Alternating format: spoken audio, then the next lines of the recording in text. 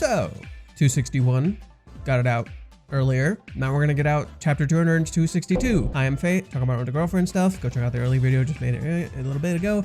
I can't talk. Anywho, we're gonna look at chapter 262 of Rent a Girlfriend. I hear this chapter is interesting because everybody reads it spoilers except me. And so yeah, without further ado, let's mosey. Her day starts off early on a calm morning. We start off with Chizuru for once. That's interesting.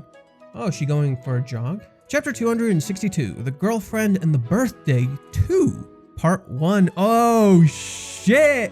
We're getting right into it. That's what I'm talking about. Okay, so we're getting straight to the birthday stuff.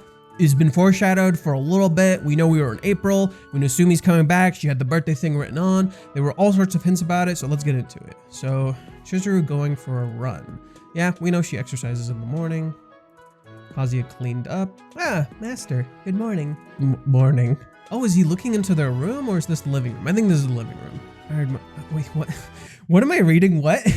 Jumping on the whole brushing your teeth fad. I admire you and your long, hard rod. Mizuhara-san isn't here. God, even Mimi. Phrasing. Why don't you just say good job or something like normal people do? Where's Mizuhara? Looks like she went out jogging early in the morning. She's definitely an android. Ugh.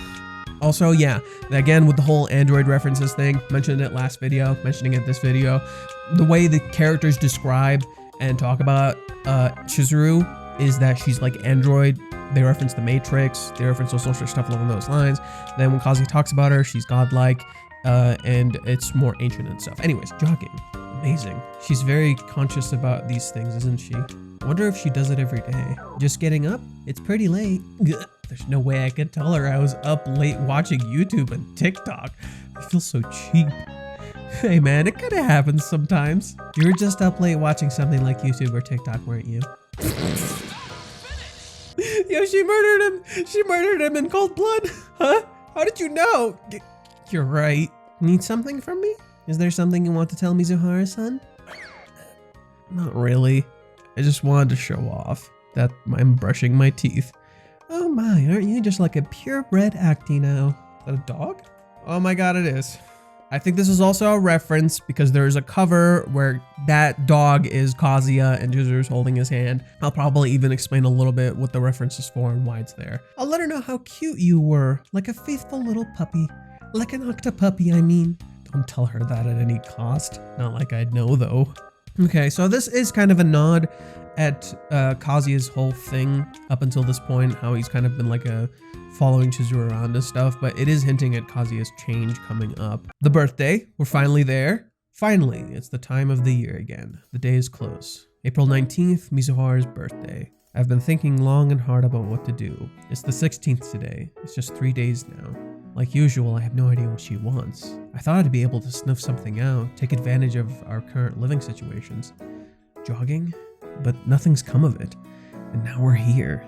Last year, I gave her pickled plums in an act of desperation.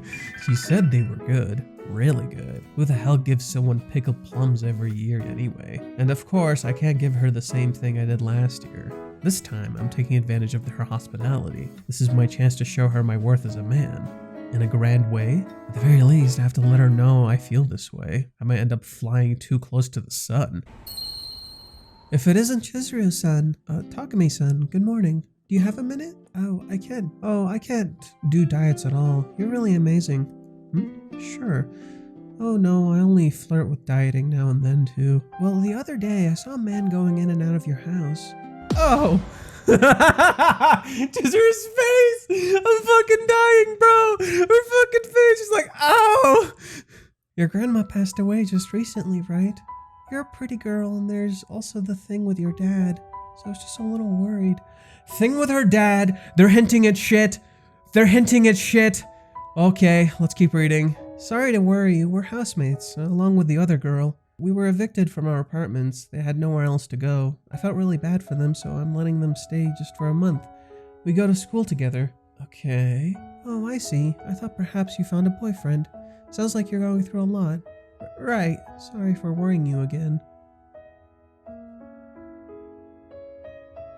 Interesting conversation. Oh. Mizuhara! Welcome back. Oh, he finally said it. We finally hear it. Just as I come out of the toilet. Hey, welcome back. Repeating. I'm keeping the toilet clean. I'm not a grade schooler. This shouldn't be awkward. Wow, sporty Mizuhara. This is a thing too. The way she wears her cap. It's so cute, it's illegal. I was evicted from my apartment, so I've been staying at a friend's since then. Well, what's up with Mini-chan? She's been streaming since the morning in the tatami room. I see. It's your birthday, right? In a couple days. Oh, yeah. That's it? Mizuhara forgetting her own birthday. May I ask why? That's funny. It's not such a big deal. It's not like you look forward to it at this age, is it? What the hell? Am I the one getting too worked up here? There's no need to do anything for it. Huh? If you're thinking of getting me something, it's really unnecessary. Don't throw your money away. You need to save up to cover your costs after the end of the month. What? But you're letting me stay here, so I want to show my gratitude. I can't not give you anything, you know? Maybe celebrate it along with your Mori-san. I'm not letting you stay here because I expect something in return. In fact, I'd hate it if you start acting weirdly considerate. Ooh, getting called out. And I have a play on that day, Oh, shit. This is what people were saying. Dude, every time people were saying, oh my god, this chapter's so interesting, I fucking knew the play would be on her fucking birthday. I had a gut-ass feeling that's when the play would be. Fuck, I fucking knew it. Fuck. This flips the whole ball game. Oh, fuck. You remember what I gave you, right? It might be late by the time I get back. I'd appreciate if you just go to bed early. There's no need to be thoughtful or anything. What? Wait, is this for real? Does she really mean all that? That's too much even for her. Huh? I thought perhaps you found a boyfriend. Huh? What is it? Around here, your hair's sticking up. Huh? Sorry. See ya. That's why she was staring? Say something, Mori-san. It's true. Oh god, is this for real? I mean, I didn't forget, but a birthday party is just a pipe dream now. Who would have thought that'd be the same day? Royal Hills. Wait, that's their old apartment complex. Whoa, this chapter took such a massive turn because everything up until this point has been rather slow and methodical, and it's been about giving us new perspective on Chizuru's character. And then you get into this chapter and it's like, back to the plot, no fucking breathing room. And so the moment it happens, you get this like insane shift in feeling, and like all these little moments of like Chizuru staring at Kazuya and those little feelings and emotions, that really like just gets you like stop and thinking. It's like, what the fuck is she thinking? What the fuck is she thinking? It really like gets in your head. But wait, forget about getting a present. Doesn't that mean we can't even celebrate it? Are you kidding me? And she knows I'm broke? Of course she's not gonna let me get her something expensive. No, this isn't right. Living at her place, I can't ignore her birthday. I've flown too close. My wings are melted. I guess he is Icarus. I can't celebrate Mizuhara's birthday. This is hell. Oh, what should I do? Huh? Oh my god, the plot's kicking in too hard! Mami-chan. Mami-chan. Oh, how are you? Oh, what the fuck? What the fuck? This plot kicked in so hard. This plot kicked in so fucking hard. What the fuck? Everyone's like, there's no progression. It's all filler, Reishi. I heard you, bitch. I heard you, bitch. Oh my god. Chizuru's play being on the same day and being super close was a big enough of a bombshell. Mami just contacts Kazuya like outright. What the fuck? Also, let's not forget, Kazuya has multiple tickets. So there was at a point, I recall, where he said he would bring Ruka-chan. I don't think he would. Ticket goes to Sumi. Ticket goes to Sumi. Perfect. Perfect. Damage avoided. Ticket goes to Sumi and Yamori. Damage avoided. I doubt he would give Mami one. Hell no. Hell no. With his offer to celebrate her birthday shot down, Kazuya feels lost. Meanwhile, for the first time since Hawaiians, the ex-girlfriend shows her face. Yeah, it's been over like 4 months since Kazuya has talked to Mami. It's been a long ass fucking time, and then all of a sudden she texts him? We don't know what she's thinking, we don't know what she's playing, but there's a lot happening, and all of it kind of calls back to all these things that have been happening up until this point with the characters and everything that's going on. So Reiji just pulled a fucking bombshell. Like, Reiji just pulled a fucking bombshell. He's like just about to get fucking insane, bro. So there are some stuff in this chapter to analyze really quickly. Let's go over them. You'll notice what's happening here is like she doesn't even care about her birthday, but she cares about him. Kazuya matters more than Chizuru's birthday, at least to her. And that's really interesting. That's really interesting how she's putting Kazuya first and she doesn't even care about her own birthday. But then she turns to him, and then all of a sudden you see like a different kind of feeling from Chizuru, where now she's kind of staring at him and she almost looks entranced by the thought and the feeling that these words had. So these words that she had mattered more to her than this conversation about her birthday, specifically because Kazuya is trying so hard to make her happy. He's trying so hard to make sure they celebrate, they have fun in this little event. And so there are some interesting pieces of dialogue here, specifically in the conversation Chizuru and Kazuya have, where Chizuru like walks away, but they try to converse, they try to continue talking. You also notice Kazuya is actually trying to talk with Chizuru a lot more here, in contrast to the past chapters where he's been very like distant from her. And now he's actually low-key kind of looking her in the face while still hesitating. But yeah, you'll see even here, like, Chizuru doesn't care about her birthday, but then when, like, Kazuya talks about it, Kazuya really cares about her birthday. That kind of melancholy and dejected feeling kind of adds to that whole concept of being an android, where she just doesn't allow herself to, like, be selfish to have these feelings. Another thing to point out that I think is extremely relevant here is the conversation that this neighbor lady has with Chizuru, because almost every little piece of dialogue seems to have some sort of meaning and importance. And so if you look at it closely, you'll notice some interesting stuff like dieting. Like, yeah, that's stupid, but we learned something new about Chizuru. It's like Chizuru flirts with dieting. She doesn't really like commit to it, you know? So this lady calls her amazing. She thinks she's great. But then you hear some interesting stuff here. Your grandma passed away just recently, right? So you're like, okay, yeah, we know that. We know that's still hitting her. You're a pretty girl, and there's also that thing with your dad. An interesting thing to play into this would be Chizuru's dad had something to do maybe with her birthday. That would be kind of fitting. Now, one thing I will say about the whole dad thing, if you go back to the Mini conversation, Mini says something here that's really misleading. And Kazuya literally says phrasing, and it's a stupid joke, but then you gotta wonder to yourself, wait, is that also relevant to this? Because this lady's phrasing is really sus as shit. Like, it'll make you immediately think, oh my god, no, something terrible must have happened. But when we go to Chizuru's childhood, sure, she was kind of like a distant kid, but there was no hint at anything like crazy happening, like nothing super fucked up. Like, yeah, it's tragic. She has a tragic childhood, but it's not like fucked up tragic, you know? It's not like a fucking seinen manga tragic. Like, it has some tragic elements to it, but this does get your attention and it gets you interested. You're like, oh, what happened? What was going on? And so I don't think anything like that kind of happened here. I think this is just an outsider that's kind of like saying this.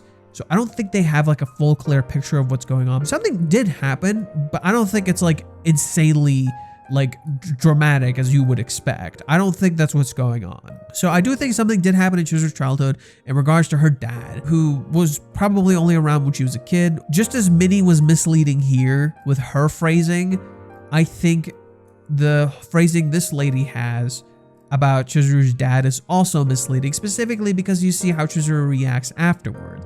She's more so happy about having friends and people now than she is about whatever the heck was happening with her dad. The takeaway she gets from this is she might have a boyfriend, not that whatever the heck she said about her dad. So I think this phrasing might be a little misleading. I think it's a little misleading. People in this community tend to go super dark places with this. I'm not gonna go there unless the story really hints at it. But like the whole thing with Chizuru's dad, we know Chizuru's dad left. We don't know why Chizuru's dad left. We know Chizuru's mom and how she acts is actually quite reflective of Chizuru herself. I think Chizuru's dad, the trauma she had from him, would probably be along the lines of her birthday. But it's really interesting how here, when the lady talks, it zooms away from her. It seems like her face is shadowed. You don't see her eyes. You don't know what she's thinking. You don't see Chizuru's face. You don't see anything like that. You only see the response and the immediate reaction, but you don't see the meaning to any of those things that she was just talking about. Like, Chizuru doesn't seem to have a parent figure like that in her life, and I think that there's something going on with her dad that I think Reiji's really hinting at here, and it might be something to do with her birthday. And I think a lot of that stuff is going to end up getting revealed during the actual birthday and during all the stuff that's going on, because we've been learning more about Chizuru with each passing chapter. So Chizuru not caring about her birthday might be related to that in some way. And there's been similar stuff like that, because you don't see her celebrate her birthday even the last time. Even last time, you don't actually see Chizuru celebrate her birthday. Chizuru was even working in her last birthday, and the way we know this is that the plums that Kazuya references in this chapter, he gives those to her at the same exact day, the day where she was doing a play as a Power Ranger. And then right after, Kazuya says the morning after Mizuhara's birthday, and he goes to check if they're gone. So Chizuru didn't actually celebrate her birthday. She never actually did. And nobody ever mentions it, nobody ever talks about it. The only people who talk about it are not family members. The only people who mention her birthday are not family members. All the personal aspects of Chizuru's character have some level of mystery to them and kind of hint at something else that was kind of going on in her childhood. We never actually see Chizuru celebrating her birthday, almost like she's totally avoiding her birthday. It's interesting that we start the day with Chizuru going for a jog, but I do think Chizuru going for a jog on her own kind of gives time to Kazuya and Minnie to interact, but you're seeing how all these characters are kind of doing their own thing, and you're seeing how Chizuru, for example, is kind of isolated from her environment, and then you see the same thing with Minnie, where you're seeing Minnie streaming and doing her own shit, but she's interacting with Kazuya. So in a way, you're kind of seeing how these characters are active characters and Kazuya is a reactive character. In a very literal sense, you're seeing like Chizuru being extremely active, Minnie calling Kazuya like a puppy, because of course Minnie is kind of representative of the audience, so Minnie calling Kazuya a puppy is kind of how the audience kind of views Kazuya right now, where he is kind of like a puppy at the moment, where he's kind of like just kind of going along with everything, kind of just letting his emotions flow.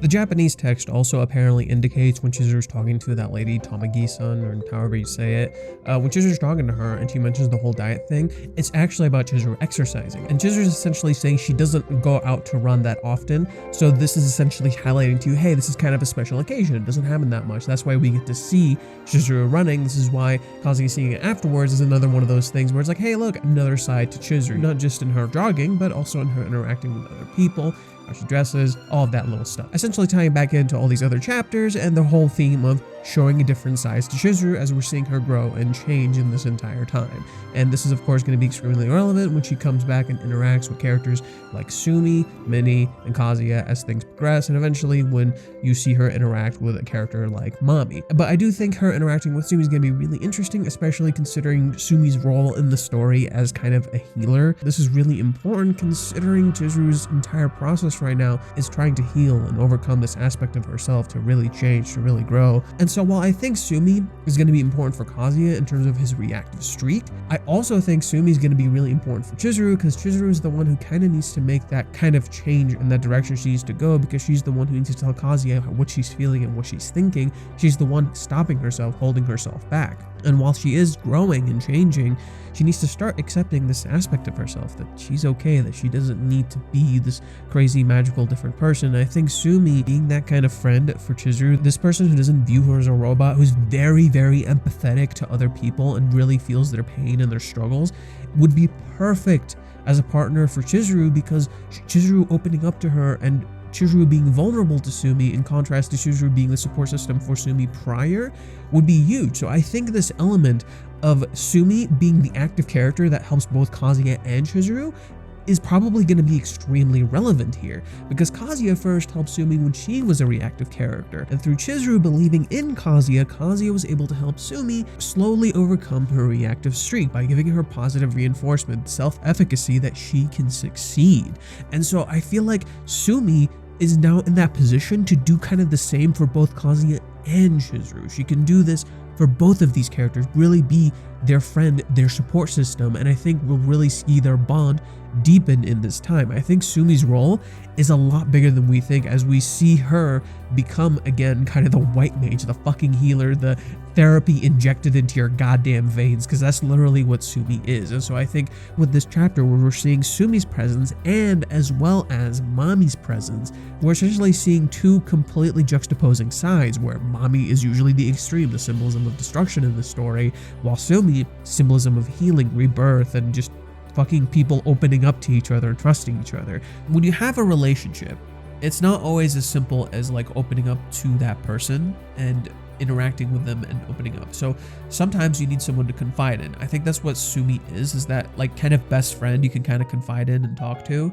And I think once Kazuya kind of gets his self back into gear, now that Chizuru herself is changing, they'll both remember to be who they are and remember to be kind of like active characters. I think Sumi can push him in the right direction, but ultimately Kazuya is going to be making the choice, as it's always been like that. A lot of people say like Kazuya isn't really making the choices. Well, in this instance, in these situations, yeah, that's kind of the point. The point is that Kazuya is reactive, but before this point, Kazuya was a very active character. So him remembering to be an active character is a huge deal. But now there's real change hinting at stuff really changing, where these instances are about to get really challenged, not just for Kazuya, but for Chizuru, especially now that Mami has contacted Kazuya right after Chizuru gets the question, or gets the whole idea of, I thought you got a boyfriend. So when Chizuru turns to look at Kazuya like that, it's almost like it's hinting at you like, hey, it's about to kind of happen. And so I do think the whole birthday thing and the play thing are going to be a huge deal. Naturally, Kazuya is going to go watch the play. He's going to have some sort of reaction to the play. And Mami and Ruka are, for example, the exact struggles that Kazuya has with Umi for Chizuru. So Mami coming back just as this shit was kicking in is really crazy. I also think Sumi coming back is a huge deal as well, because when Kazuya first meets Sumi, Kazuya was still somewhat of an active character. The reason for this is because everyone tells him he's reactive, but he's trying to be an active character. Now Kazuya has become a rather reactive character due to all the trauma that he's suffered up until this point. He's really struggling to deal with his environment, and you're seeing this in all sorts of things where, like, for example, Kazuya is living in Chizuru's home, but like he doesn't really have full power in this situation. Like this is Chizuru's home, this is her territory, she's the active character. They lose their home turf, but Chizuru knows how to deal with it, Kazuya doesn't. Chizuru stays an active character the whole time, Kazuya is constantly reactive. What this is illustrating is like how these characters are going in completely different directions, because up until a certain point, Chizuru was the reactive character, Kazuya was the active character. Now they switched roles. Chizuru is the active character, Kazuya is the reactive character. And it's in a very extreme sense for the characters, because again, you see Minnie calling Kazuya like a puppy.